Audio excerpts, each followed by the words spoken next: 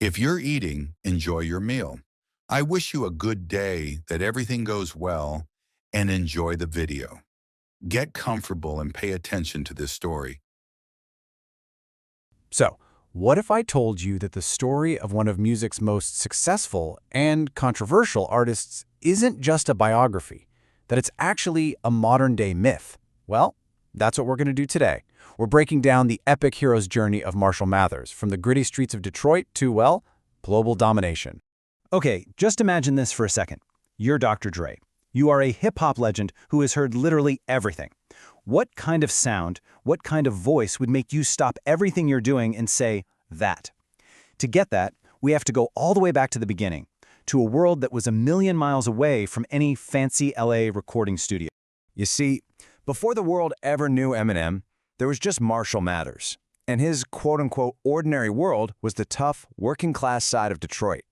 He was raised in poverty by a single mom, and believe me, his life was anything but ordinary. I mean, his childhood was just constant chaos. He and his mom were always moving, never staying in one place for long.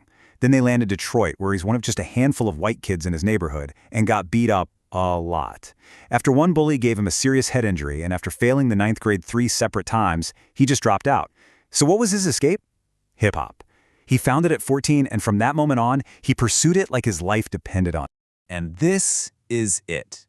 This is his call to adventure.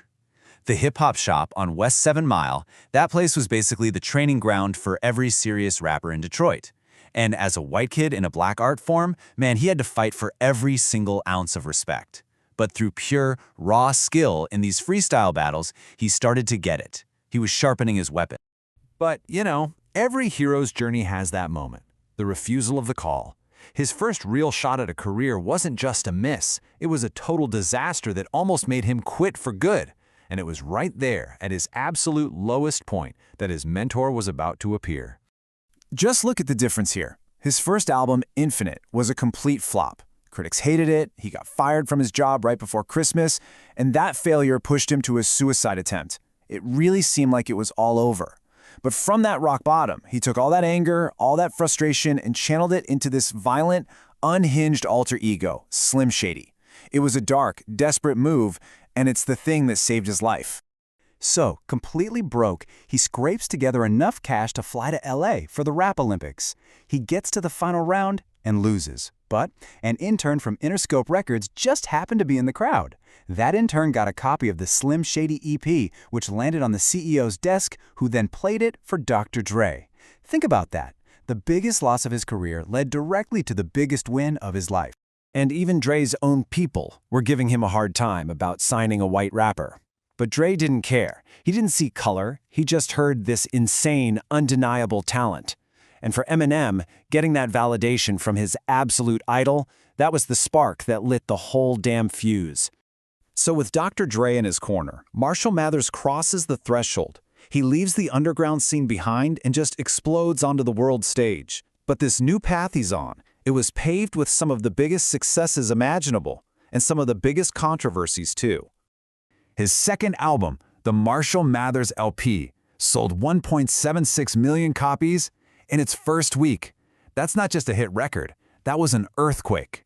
It shattered the US records for the fastest-selling hip-hop album and the fastest-selling solo album of all time.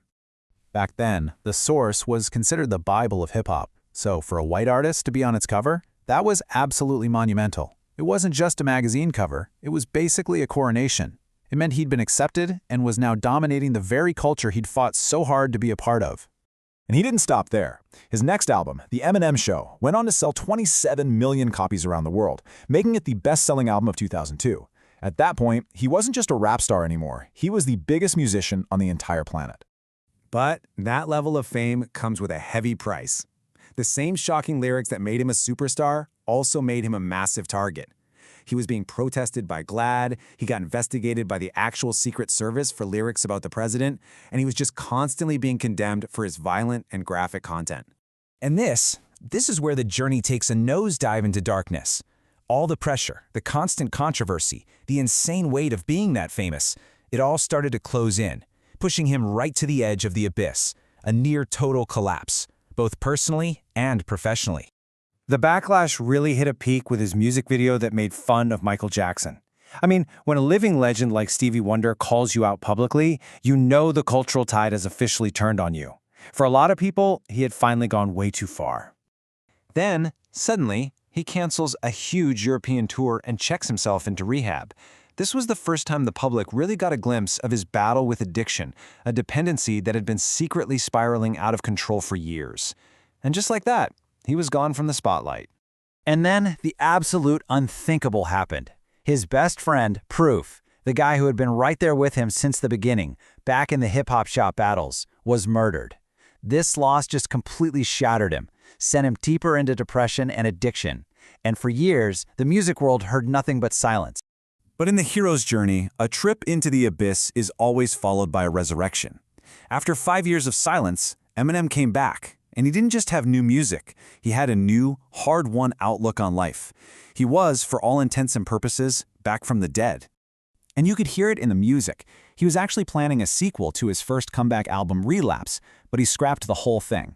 He very deliberately renamed the new project Recovery. It was a clear message to the world. This isn't about going back to who I was. This is a brand new chapter, all about sobriety and fighting my demons head on. And the world was absolutely ready for it. Recovery became the best-selling album of 2010. And get this, that made him the first artist in SoundScan history to have 2 different albums be the top seller of the year. He had climbed all the way back to the very top of the music industry. So, having faced down his own demons and taken back his crown, Eminem enters the final stage of his journey. He's not just a superstar anymore. He's now a master of 2 worlds, his own and the hip-hop world he helps lead as an elder statesman. And his list of achievements, they're just legendary at this point. He's the only rapper with 2 albums that have sold over 10 million copies in America. He's had 10 straight albums debut at #1. In 2022, he was officially inducted into the Rock and Roll Hall of Fame. The list just goes on. And now, in 2024, the entire story comes full circle. He's announced what he says is his final album for this persona, The Death of Slim Shady. The very character that was born out of his lowest moment, the alter ego that made him a global icon, is finally being put to rest. The trials have been passed, the abyss has been conquered, and the resurrection is complete.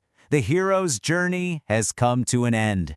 So with that brash, chaotic, and brilliant character of Slim Shady finally gone, there's really only one question left. What's next for the man, Marshall Mathers?